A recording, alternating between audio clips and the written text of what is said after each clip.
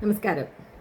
നമ്മുടെ എത്രയും ബഹുമാനപ്പെട്ട വിദ്യാഭ്യാസ മന്ത്രി ശ്രീ വി ശിവൻകുട്ടിയോടാണ് എൻ്റെ ചോദ്യം. താങ്കൾ ഇത് കണ്ടില്ലേ? Kothamangalam Saint George higher secondary സ്കൂളിലെ ഒരു കൂട്ടം വിദ്യാർത്ഥികൾ അവരുടെ മൊബൈൽ ഫോൺ പരീക്ഷാകാലത്ത് ഉപയോഗിക്കാതിരിക്കാൻ സ്കൂളിൽ ലോക്കറിൽ സൂക്ഷിക്കാൻ കൊടുത്തിരിക്കുന്നു. അവിടെ വന്നൊരു ടീച്ചർ അവർക്ക് ഏറെ പണിപ്പെട്ട് അവർക്ക് വളരെ കുറച്ച് കുട്ടികളെ കൊണ്ടാണ് ആദ്യം അങ്ങനെ ചെയ്യിപ്പിക്കാൻ സാധിച്ചത്. അത് കഴിഞ്ഞ് ഒരു ആവേശം പോലെ എല്ലാ കുട്ടികളും അവരുടെ ഫോണുകൾ ഈ സ്കൂളിൽ ഏൽപ്പിക്കാൻ വേണ്ടിയിട്ട് തയ്യാറായി എന്നുള്ളതാണ്. അതിൽ നിന്നും അവർ തന്നെ പറയുന്ന കാര്യം, അവർക്കതുകൊണ്ട് ഈ പറഞ്ഞ പോലെ ഫോണിൻ്റെ ബീപ്പ് ശബ്ദം അടിക്കുമ്പോൾ ഉള്ള ശ്രദ്ധ പോകുന്നൊന്നുമില്ലാതെ അവർക്ക് വളരെ സ്വസ്ഥമായിട്ടിരുന്ന് അവർക്ക് പഠിക്കാൻ സാധിച്ചു. അതുകൊണ്ട് തന്നെ അവർക്ക് നല്ല വിജയം കൈവരിക്കാനും സാധിക്കുന്നു എന്നുള്ള ഒരു കാര്യം അവിടുത്തെ കുട്ടികൾ തന്നെ പറയുന്നത് നമ്മൾ കേട്ടു. അപ്പോൾ താങ്കൾ ഇത് കണ്ടില്ലേ എന്നാണ് എൻ്റെ ചോദ്യം. 18 വയസ്സ് പോലും തികയാത്ത ഒരു പെൺകുട്ടിയും അതിൻ്റെ കൂടെ വന്ന ഒരു ആൺകുട്ടിയും, അന്യമതസ്ഥരെന്നൊന്നും ഞാൻ പറഞ്ഞില്ല, ഒരു ആൺകുട്ടിയും അവർ ഇവിടെ കറങ്ങാൻ വന്നു.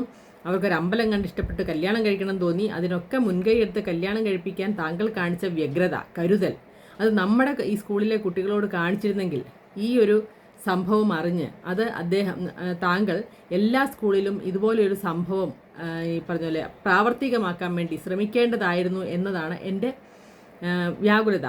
എന്തുകൊണ്ടാണ് താങ്കൾ ചെയ്തില്ല എന്നാണ് ഞാൻ ചോദിക്കുന്നത്. സത്യത്തിൽ എല്ലാവർക്കും മാതൃകയാക്കാവുന്ന ഒരു രീതി തന്നെയായിരുന്നു ഇത്.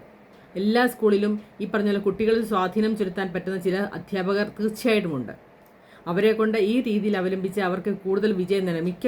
മിക്ക പേരൻസിനും പേരൻസ് മീറ്റിംഗ് ഒക്കെ വരുമ്പോൾ ഏറ്റവും കൂടുതൽ കംപ്ലയിൻറ്റ് അവർ ഫോണിൽ അധികം നേരം ചിലവഴിക്കുന്നു, പഠിക്കാൻ അത്രയും സമയം ചിലവഴിക്കുന്നില്ല എന്നാണ്.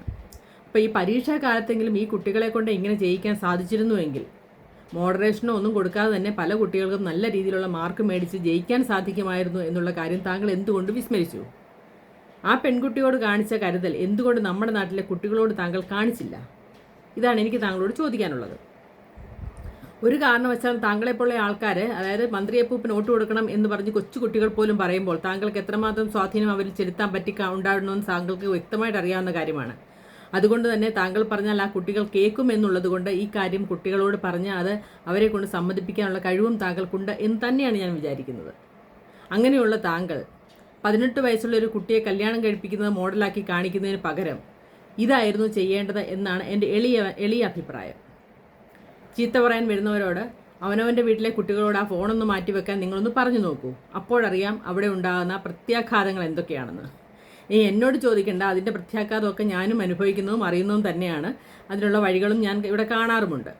അപ്പോൾ എനിക്ക് താങ്കളോട് പറയാനുള്ളത്, ഇങ്ങനെയൊക്കെയുള്ള കാര്യങ്ങളല്ലേ താങ്കൾ പ്രചരിപ്പിക്കേണ്ടത്, കുട്ടികൾക്ക് വേണ്ടി ചെയ്യേണ്ടത് എന്നാണ്. ഇതുപോലെയുള്ള പുതിയ പുതിയ കാര്യങ്ങൾ, കുട്ടികൾക്ക് വേണ്ടി നന്മ തരുന്ന കാര്യങ്ങൾ